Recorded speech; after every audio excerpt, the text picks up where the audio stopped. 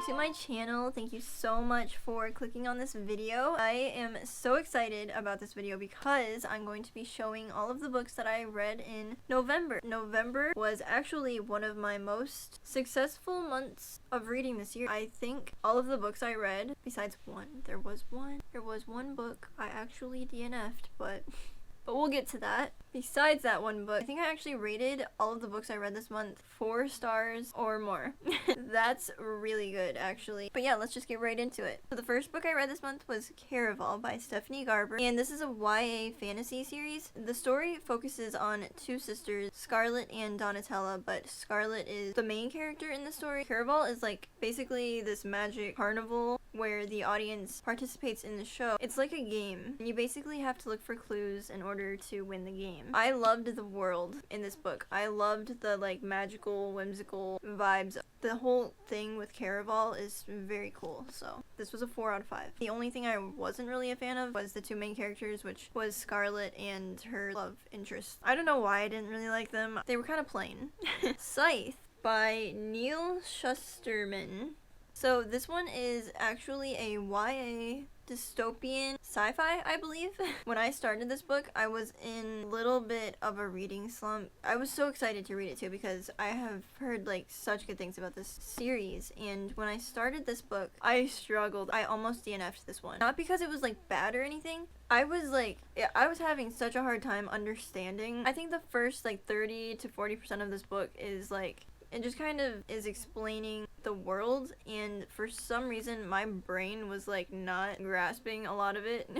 It's Earth, but like in the future, and humanity has basically conquered everything. At this point, like, there's no more sickness, no diseases, no hunger, no problems. This futuristic world, they've also conquered death. Nobody dies anymore, which is why there are scythes now. Their job is to keep the population under control. So basically the job of the scythe is to unalive people. The story basically follows these 2 teenagers, a boy and a girl. They're chosen by this like head scythe to join the scythehood and become a scythe themselves. That's when the story got interesting, and that's when I started really caring, because it turns out that only one of them actually can be a scythe in the end. There's a lot of like unexpected things that happen in this book. I will be honest, I don't know if it was because I was like in a mini reading slump when I started it, but it was hard to grasp, I guess, unless I'm just dumb. I don't think I've ever read like a sci-fi-ish book before either, so it was very new to me. Once I got to like the 50% mark of this book, I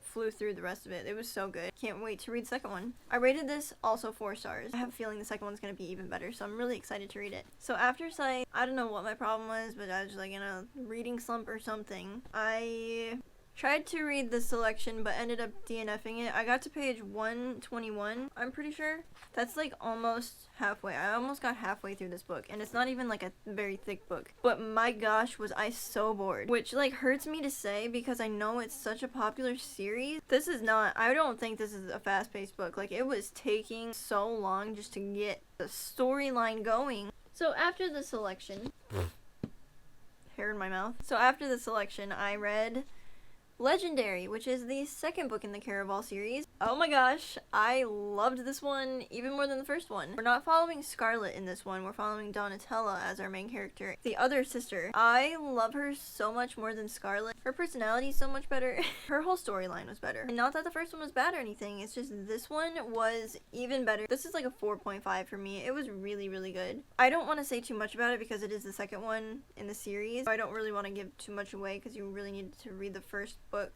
first. I'm not gonna say too much about this one other than there was some things in this book that have to do with the Once Upon a Broken Heart series, so I finally get what people are saying, that you should read the series first. But I didn't really care. It didn't ruin it for me at all. It just, I was like excited actually when we got to some of those things. This one was really good, better than the first, and I really liked it. This got me out of my slump. I really like this book. I definitely recommend you read the series because it gets better. Oh my gosh, you guys, after I read Legendary, this next book, oh my gosh, oh my goodness, this is my favorite book I read the whole month, and it was one that I waited for. It's a new release, and it is Nightbane by Alex Astor.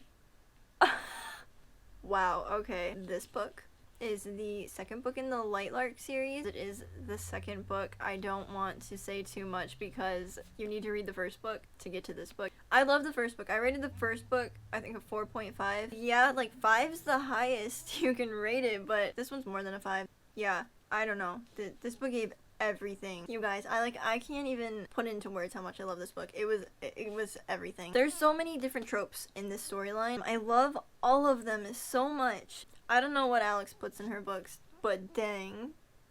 She knows how to write a good book. I just want to like personally thank Alex because I love this story so much. You have no idea. I just love it so much. Also, they're making movies. I follow her on TikTok. She posts all the time that they're working on making a movie for Lightlark, and I'm so excited. You know a book's good when you finish it and just like immediately want to reread it. This is a 6-star read for me. I'm gonna say it. This is a 6-star read, and I don't know if I've had many 6-star reads this year, but this is one of them. The last book I read this month, Kisses by Tilly Cole, and this is a YA romance.